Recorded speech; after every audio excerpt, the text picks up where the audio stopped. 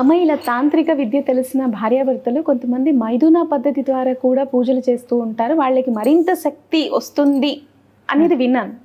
వాస్తవమేనా? మైథున ప్రక్రియ ద్వారా శక్తి లభించడం అనేది చైతన్య శక్తికి సంబంధించింది. మనిషిలో ఉన్నటువంటి కామశక్తిని చైతన్య శక్తిగా, ఆధ్యాత్మిక శక్తిగా మార్చుకునేటటువంటి ఒక ప్రక్రియ.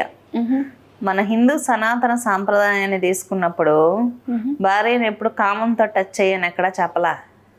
భార్యను ఎప్పుడు కామంతో ముట్టుకోండి, కామంతో దగ్గర తీసుకోండి అని ఎవరు చెప్పలేదు. ప్రేమతో దగ్గరకు తీసుకోమని చెప్పారు. ప్రేమ అనేది డివైన్ ఎనర్జీ. కామం అనేది వికారాన్ని సూచిస్తుంది అన్నమాట.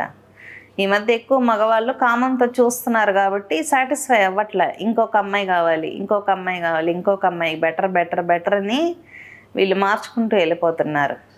అదే ప్రేమతో చూశాడు అనుకోండి అమ్మాయిని, భార్యని, ఆప్షన్ వేరే తీసుకోడు. అర్థమైందా? కాబట్టి ఇక్కడ ప్రేమ లోపించింది భార్యాభర్తల్లో. ప్రేమ లేకపోవటం వల్ల వేరే ఆప్షన్కి వెళ్ళిపోతున్నారు అన్నమాట.